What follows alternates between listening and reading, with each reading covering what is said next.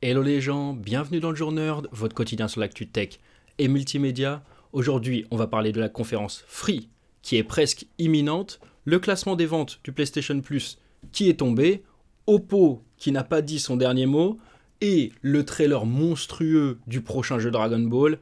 Allez, qu'elle soit bonne ou mauvaise, c'est parti pour l'info.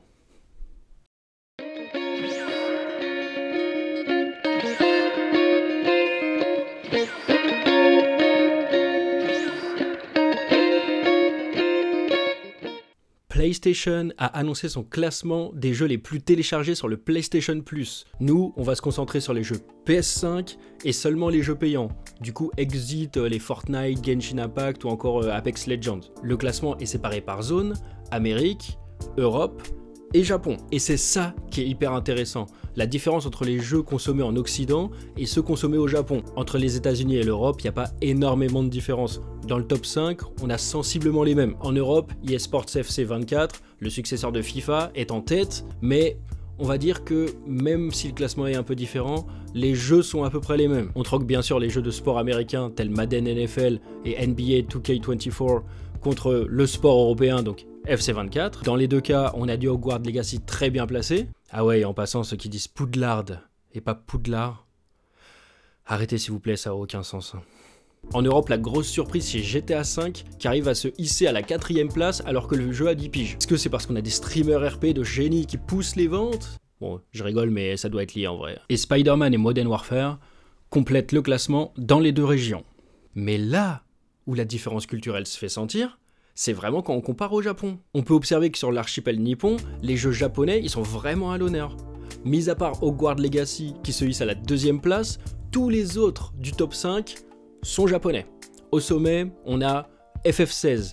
Même si l'opus il a chaviré un peu plus sur le côté action, les japonais ils ont répondu vraiment présents au blockbuster de Square Enix, alors que chez les américains il est 12ème, et que chez nous il est 15ème. C'est hyper loin par rapport à eux. L'autre surprise, c'est le jeu de From Software, les papas de Dark Souls ou encore Elden Rings, avec Armored Core 6. Bon, une surprise peut-être pas, parce que vu comment les japonais ils kiffent les mechas, mais c'est vrai que c'est quand même surprenant parce qu'en Occident, il sera dans aucun top, c'est sûr, tellement c'est éloigné de nos préoccupations.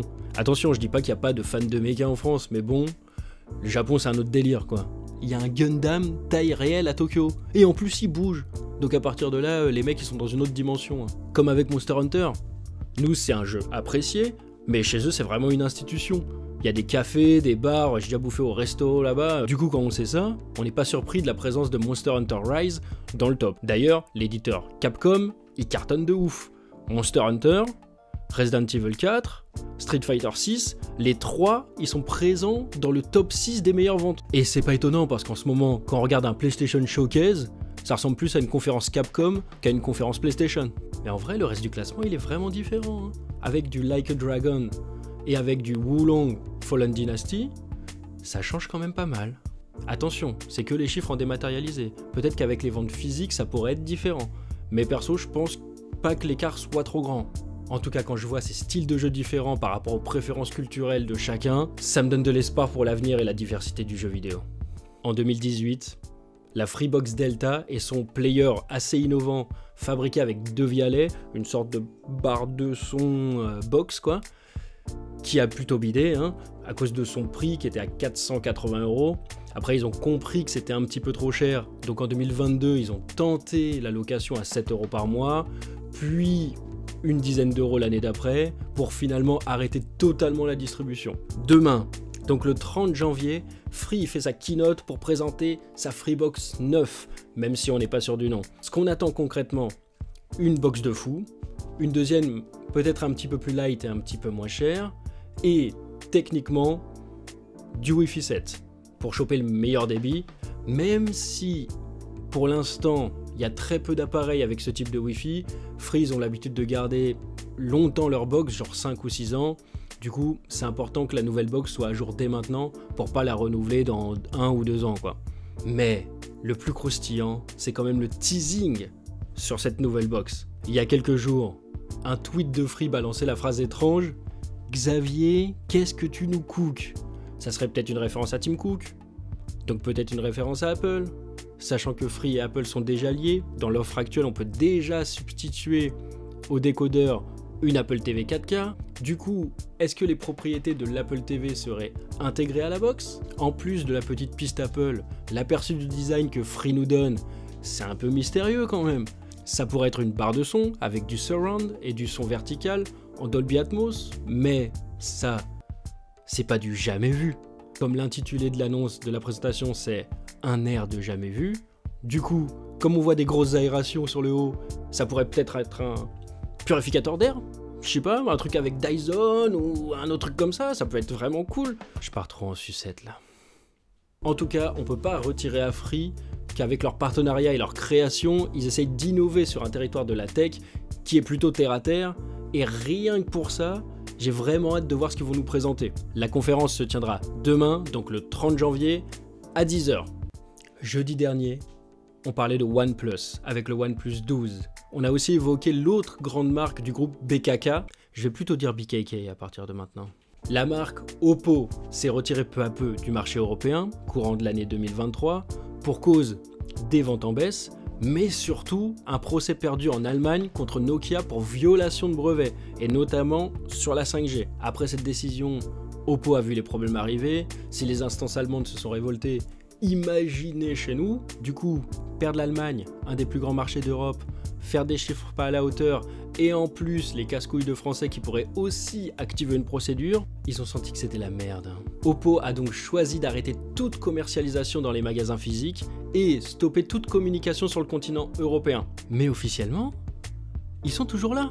Et c'était peut-être la meilleure stratégie à faire parce que BKK a trouvé un accord avec Nokia pour enfin utiliser ces brevets-là. Du coup, en Allemagne, ça va prendre peut-être un petit peu de temps puisque c'est une décision de justice, mais dans le reste de l'Europe, Oppo, ils n'ont jamais été interdits à la vente.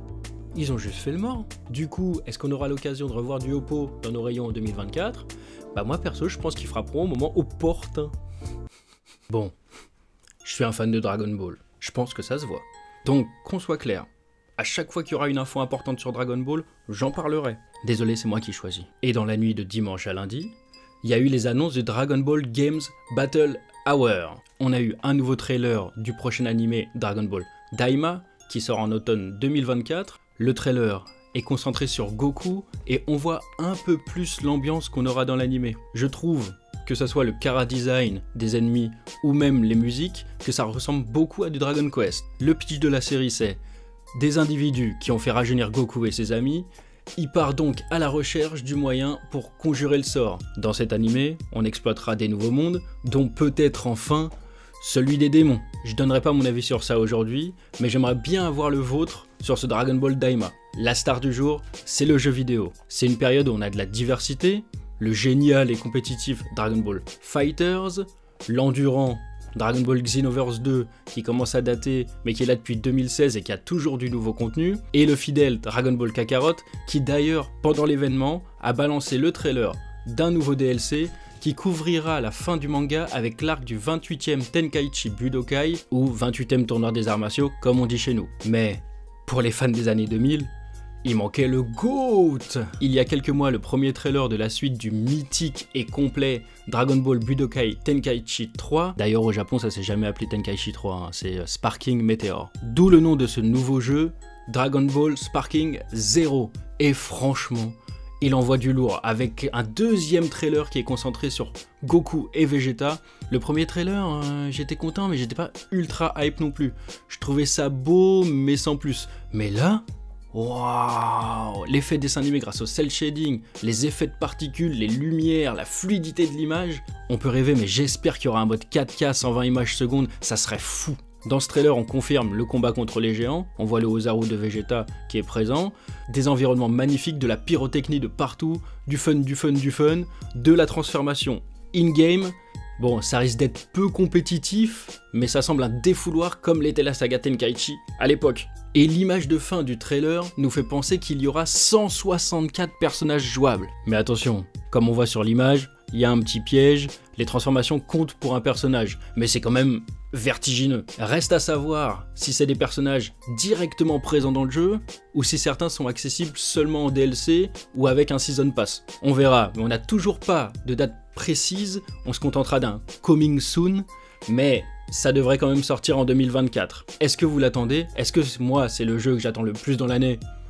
Absolument. Est-ce que c'est le jeu que j'attendais le plus dans ces 10 dernières années? Absolument aussi. Et voilà, c'est terminé pour aujourd'hui. Merci d'avoir suivi le Jour Nerd jusqu'au bout. N'hésitez pas à vous abonner pour ne rater aucune info. Et je vous dis à demain!